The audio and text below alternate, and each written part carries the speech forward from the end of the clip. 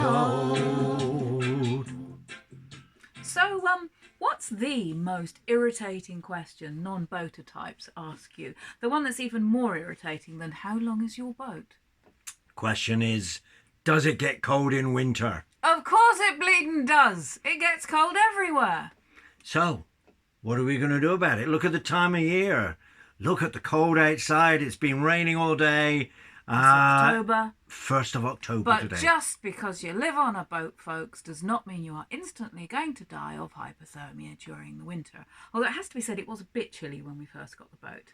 Yeah, our worst experience when we first got the boat was waking up one morning and there was frost and ice, except it was on the inside of the window. Indeed. No, and I think we were under 3 duvets at the time. Yes, quite a lot of duvets. And I think still wearing our own clothes as well. Yeah. Happily, I'm very pleased to say things have improved because we have learnt how to heat our boat. Yeah. Which is what we're going to share with you today. And in fact, we've got a little surprise, haven't we? Oh, yes, yes. A little, what would you say, ecological and free way of kindling your fire, which we will share with you towards the end of this video when we actually light the fire and put it to the test. We haven't tried it out yet, so we shall see if that actually works. Anyway, top way of heating your boat. What's the one that most boaters all use? Let's go and have a look now. It's the multi-fuel stove. The multi-fuel so stove. We're going to pause for a moment and then we're going to go over to the stove and have a look. So here it is, our wonderful, fabulous, very dear to us, multi-fuel stove. Yep, and it's called multi-fuel because you can burn coal and you can also burn wood. Okay, and sometimes we burn the two together. And sometimes we burn ourselves. Yeah. Now you notice on the top we've got a lot of pine cones. So we're going to come back to those at the end and reveal what we hope is going to be an amazing eco secret. So very simply it works. You put the coal in, we'll put a fire lighter in a minute and get it started, and then you put your kindling on the top. And then if you want, what I normally do is sort of put a log on the top. You build up enough heat inside so that these coals here then start to glow red. And that will heat the boat through for many, many hours. And there are stories of boaters who are so skillful with their fires that they keep the fire going all the way through winter. Yes. I don't know how true that really is. Just to come on over here, this little device here is an eco fan, and it is self-powering. You don't need any batteries or electricity for this. It's self-powering, and the purpose of this is that when the fire heats up sufficiently, this spins round and disperses the heat down the boat. So instead of the heat being concentrated round the stove here, that goes down the boat as well and spread around. Okay. So would you say that is perhaps the downside of a multi-fuel stove, is that it is heating only the area around the fire? Yes. Okay, so you come back from work and you come in and you'll heat your multi-fuel stove. Within about half an hour it's starting to get warm, but the warmth is around the fire, and also the warmth is up the top as well, so heat rises. The good thing about a boat is it's a low ceiling, about 2 meters wide, 2 meters high, and you know, it does heat up very quickly, but it also means that there's cold down the bottom as well. So you want to be able to disperse the heat and heat the whole boat through. So we're going to pause at this moment because we're going to talk about another way to heat the boat, which is central heating. And we actually do have central heating. So we're going to pause here a moment and then just go over and show you a little bit about our central heating. Excellent. So for all you people who think we live in the dark ages without electricity or water or anything on boats, it's not true. We actually have a multi-fuel stove and central heating. Okay, let's go and have a look at that. Okay, so here we are.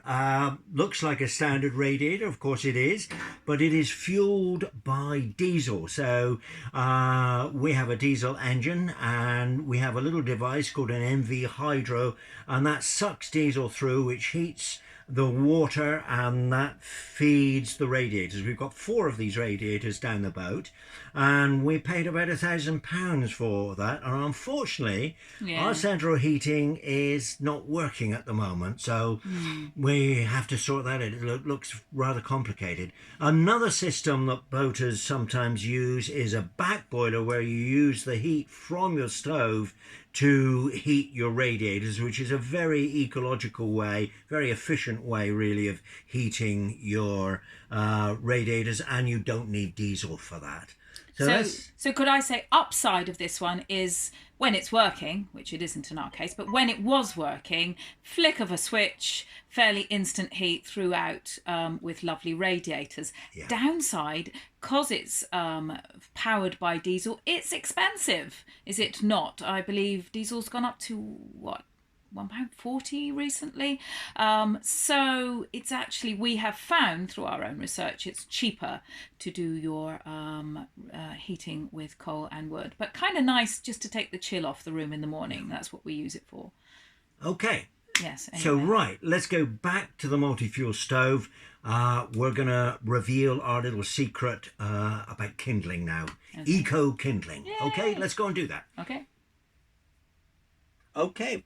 So here we are, we're going to light our fire for the evening, and you might be wondering why these pine cones are on the top here. Well, we've been drying them out, and this here, this marvellous pine cone, is our eco kindling, and we're going to give this a try tonight and see if this works. So nail-biting stuff. Yeah. You know, we read about this recently. Oops. And we collected lots of these a few days ago in the local village. Yes, it is possible everybody does this, but we haven't tried it. So comments below, please, if you have tried it and found it successful.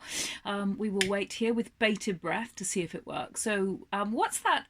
Some coal on the bottom there, I think. And coal on the bottom, and then a fire lighter. And then on top of that, traditionally would go our wood kindling. So we quite like the idea of this eco pine cone kindling, because you know that wood kindling does add up a bit, doesn't it? It's like £5 for a whole bag of kindling, which you can get through lickety split. Whereas so these are free. Here we go. Yes. Dun, dun, dun, dun, dun. One pine cone, dried out. So there shouldn't be any damp in it now. Okay. Ooh, is it going to work? I'm just putting it on there. Yay! And close the door. What I do is I think I'll keep the bottom open here, so there's more air coming in and passing up, so you can't have not enough oxygen, because the oxygen obviously is what makes the fire burn.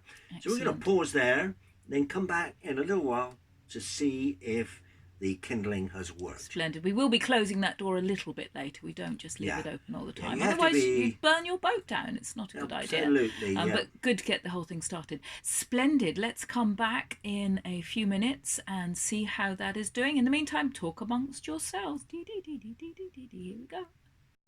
Okay, here we go. The moment of truth. So let's have a look and see whether our eco kindling pine cone has worked. All right.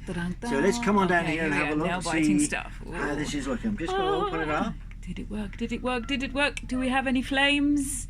There's no flames, but there's a nice red heat. Let's just come in and really close. Can you open the door a little bit, please, so we can see? We can't see.